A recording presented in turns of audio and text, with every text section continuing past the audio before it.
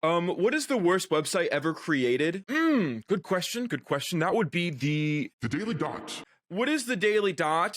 At a passing glance, the Daily Dot looked like a normal pop culture website. So you can't even tell how bad it is, but sort of similar to like staring in a mirror after a really bad breakup. The more you look, the more you see a lazy pile of shit. I compare it to like a broken BuzzFeed, a busted BuzzFeed. Call that BuzzFeed. Never mind, that's going to be a porn website. That's definitely. Let me see real quick. Yep, that's a.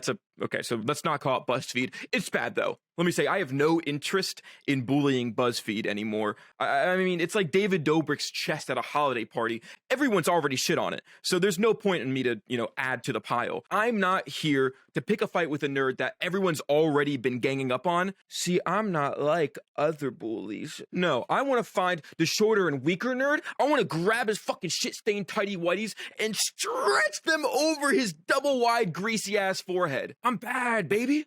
So let's get into it, yeah. Here's precisely what makes the Daily Dot the worst website ever. Let's take a little stroll on over to the DailyDot homepage, shall we? We schnaw. What do we have here? It's a story summarizing a viral TikTok for no reason at all. Doth mine eyes deceive me? That's another viral TikTok story for, again, no reason, written the same exact way. It's multiplying. Now, these are just the headlines of the articles. Let's go ahead and dig into the meat of the article, or rather, the hot dog meat of the article. Here's the part of the article where they tell you what the TikTok is about. Here's the part of the article where they quote something from the TikTok. Here's the part of the article where they tell you how many views for some reason the TikTok got. And here's the part where I need you to smash a brick into. I can hear you at home. I can hear you. You're saying, James, aren't you being a bit hyperbolic here? Do you really want a brick smashed into your head? And to you, I say, damn, you are sitting on a dump truck of an ass, baby. I think me, you, and my silk sheets have some business to tend to, if you know what I'm sorry, that is so inappropriate. What I am trying to say, though, is there is no hyperbole. This is truly how I feel, because of the past 24 hours, the Daily Dot has released 20 articles, you could call them, and of these 20 articles, 18 were about these viral TikToks, just a copy-paste format. 18 out of 20 translates to 90%, had to Google that, but 90%, the only thing churning out shit that consistently are the scared interns hovering over David Dobrik's chest at the holiday Christmas party. So now that I've shown you literally the entire website, that was it. That's the whole website. I want to go into and kind of elaborate on why this in particular is the worst website ever created, because is this like the most harmful website ever created? No, I'm sure there's some website where you can hire someone to like release box of snakes into retirement homes. Objectively, materially, that would be the worst website. But which one would I rather spend like 20 minutes on? Like the viral TikToks they cover, they're rarely like even that entertaining as the video, you know? Like that's like it's like the most NPC videos you can imagine. Like who the fuck cares about a retail worker yelling at someone for being a bad person? I don't care. You don't care. None of what? If you think a TikTok with like 300,000 views is worth a news article, then you are the type of person that like runs to your mom's room and yells, Mom, I just ratioed someone on Twitter. It's so epic. Like you're so online, you go touch grass, eat grass until you become one with earth. Jesus. Sorry. It's the relentless execution of a pointless and shitty product. And I don't want you to think that I think that things that are pointless are bad, because that's not true. Using an umbrella for your umbrella. All right, that's funny. Articles in a Playboy magazine. Probably a fine read. Apparently, you can peel an egg, right? That's all right. See, the problem is not when something is pointless. The problem is when something is pointless and bad, because then it only exists to make the world worse. Now, much like my sex life, prior to 2019, the Daily Dot was doing like, okay. It was pushing decent enough stories on like politics, entertainment, whatever. But since then, it seems like the entire office was replaced by one of those like machine learning AI. And the only thing they ever taught the AI was to like, hey, summarize really shitty TikToks and do it really shitty. And I mean that happened to the entire office, the entire like corporate scale. Because if we look past just the DailyDot website, let's go to their TikTok page. This is, here is an actual video from the DailyDot TikTok page. Okay. A viral TikTok reveals why a Wendy's manager and 17 other employees quit on the same day. It just saves the video and uses the robot voice to summarize what happens in the video that you're watching, dude. I put more effort into finding the right video for 40 seconds of masturbating than the entire DailyDot staff does into making a video that they put out into the...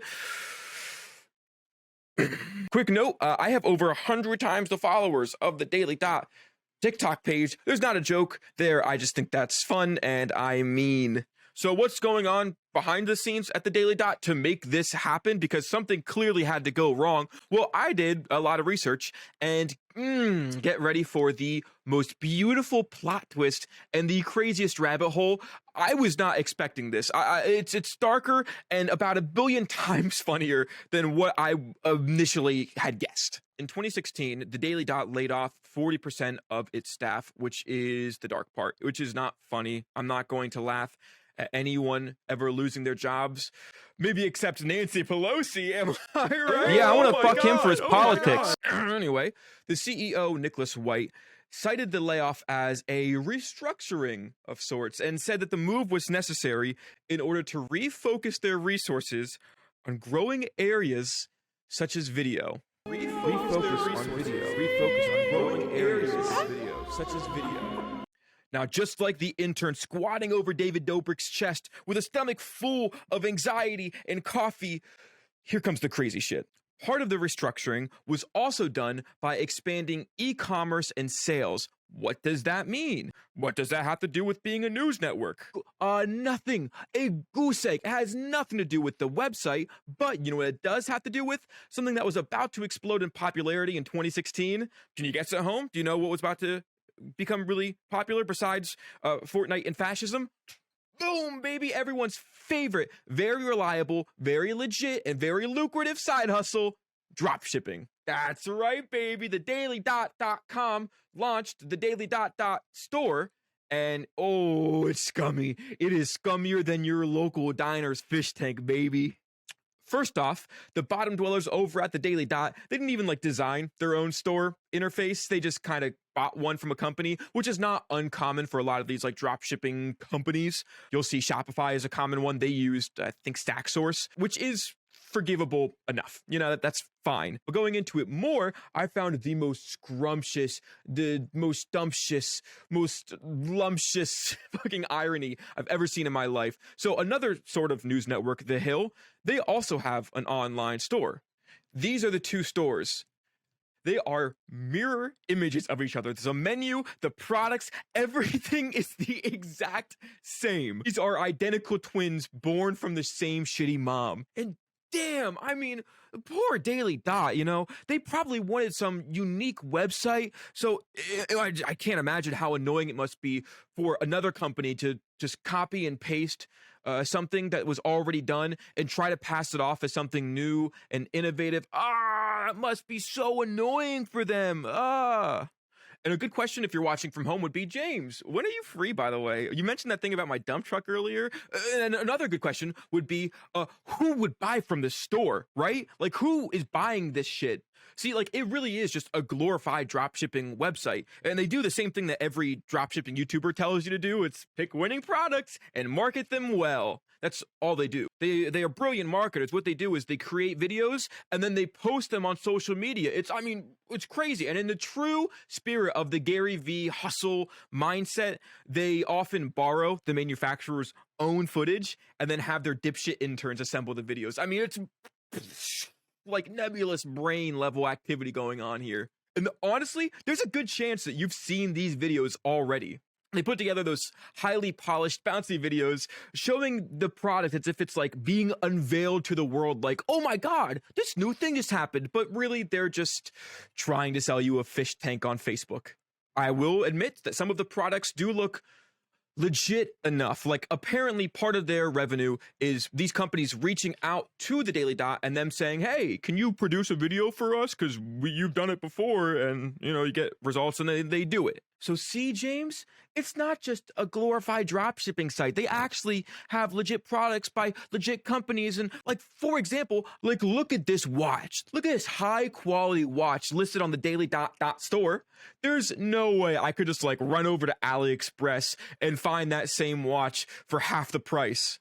I mean, that would be so lazy. Like, the level of lazy of some like 19-year-old named Colin who's designing a dropshipping store solely by watching YouTube videos, and then also like thinks that buying 3 shares of Tesla makes him a day trader. Like, I mean, you're not the same as Colin, the Daily Dot. You're not, right? That would be the most poetic time to tell you what the initial mission statement of the Daily Dot was. And I say was because it certainly not is the current mission statement. It was to create like a hometown newspaper for the internet, right? Like Tumblr and Reddit stories, like what's going on in these communities. And for the most part, it was doing that. It had some like progressive politics in there, and they did a video with Alton Brown. That was all right. They were fulfilling their purpose until they decided to go on Finance Bro TikTok, fire 40% of their editors, and then say, dropship, baby. And I cannot let it be lost on you that news websites run dropshipping websites. Is that not like fucking insane?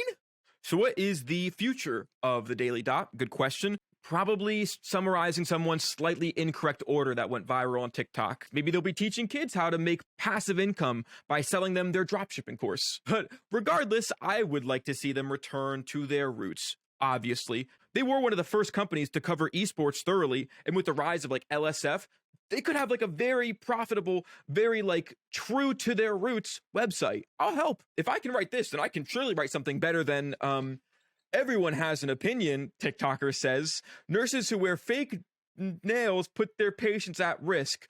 Sparks debate. I can fix you, Daily Dot, or stop.